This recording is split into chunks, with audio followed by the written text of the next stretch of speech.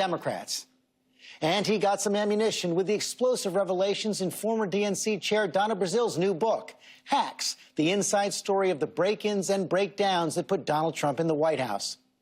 Brazile claims the DNC gave Hillary Clinton an unfair edge over Bernie Sanders and reveals she considered replacing Clinton as the nominee after Clinton fainted at a 9/11 ceremony. The ticket I writes was Joe Biden and New Jersey Senator Cory Booker. I felt certain that that combination would win the general election. And Donna Brazile, who has also been a longtime ABC contributor, joins us now. Welcome back, Donna. Thank you, George. Let's get some facts on the table first. As DNC chair, you didn't have the power on your own to replace Hillary on the ticket. No, but as you well know, the charter of the DNC, as well as the convention rules, say that the chairperson shall, in consultation with the leadership in Congress and others. And so I had to put it on the table, George, because I was under tremendous pressure after Secretary Clinton fainted to have a quote-unquote Plan B. I didn't want a Plan B. Plan A was great for me. I supported Hillary, and I wanted her to win, but we were under pressure. So how serious was this? You write that you got a call from Vice President Biden at the time. Did you mention this to the Vice President? No, I did not. I mean, look, everybody was calling to see, do you know anything? How is she doing? And of course, my job at the time, George, was to reassure people, not just the vice president, but also reassure the Democratic Party, the members of the party, that Hillary was doing fine and that she will resume her campaign in the following week. Do you still think that Biden and Booker would have won? Well, you know, I had a lot of other combinations. This was something that you play out in your mind, but at the time, I was sitting next to Charlie Baker, who was her chief administrator. Clinton's campaign. Yeah, that's right. And Charlie and I put down, and we had a lot of rumors coming. I had the former chair of the DNC calling me, Donald Fowler Senior, what are you doing? Look, the bottom line is she resumed campaigning. I went on TV to say that the campaign was back on track. As you can imagine, there's been quite a reaction to this, including this open letter from the Hillary for America 2016 team signed by about 100 people. They say they were shocked to learn that you were considering this, and they go on to say, it is particularly troubling and puzzling that she would seemingly buy into false Russian-fueled propaganda spread by both the Russians and our opponent about our candidate's health. Well, George, at the time, like I said, I talked with Charlie.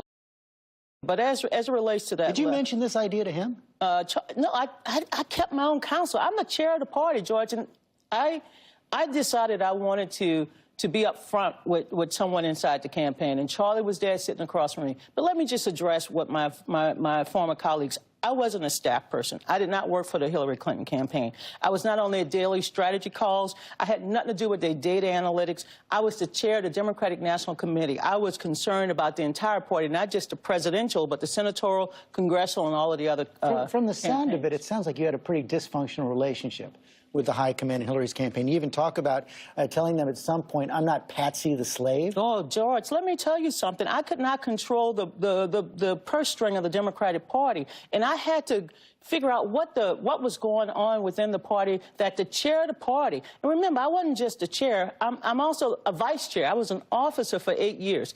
8 years under President Obama. I knew what was going on within the party. I become chair, and I'm trying to write a check for something. I raised the money, and they're like, you got to get signed off from Brooklyn. I said, Brooklyn? This wasn't a standard joint fundraising agreement. They had a separate memorandum of understanding, and I needed to break that. But in order to break it, I would cause a great commotion. So, yeah, I'm not Patsy the slave because I got sick and tired of people telling me how to spend money when all I was trying to do, I wasn't getting a salary.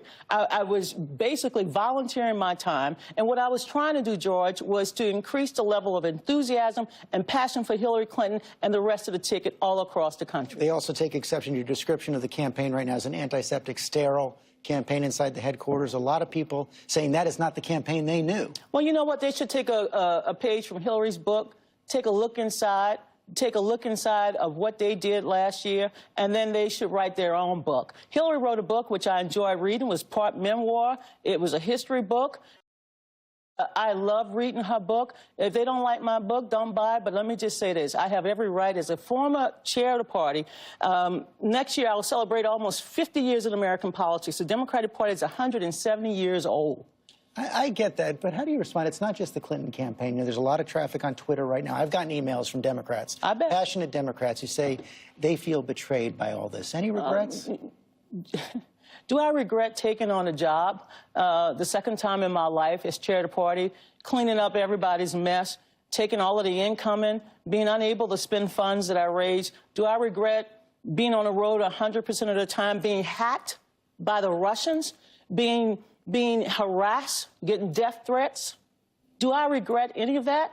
George, this was worse than Hurricane Katrina in terms of the emotional toll. But do I regret standing up for what's right, helping Hillary Clinton, helping the Democratic Party? And let me just say this, as somebody who went through the hacking experience, being able to tell the truth about what happened with the Russians, the attack on our government, do I regret any of that? No, I wish I could have done more, George. But do you think this helps for the book to come out? Well, George, I mean, this is a lesson of 2016. If I released it next year, they would say, Donna, you're impacting on 2018. If I release it the following, Donna, you're impacting. George, for those who are telling me to shut up, they told Hillary that a couple of months ago. You know what I tell them? Go to hell. I'm going to tell my story.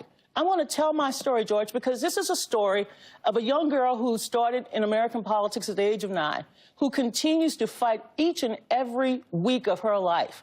I went down to Virginia last week to kick off the canvassing campaign. Nobody paid me to do that. Nobody, I'm not on a payroll, George. I care about my country. I care about our democracy. And I say go to hell because why am I supposed to be the only person that is unable to tell my story?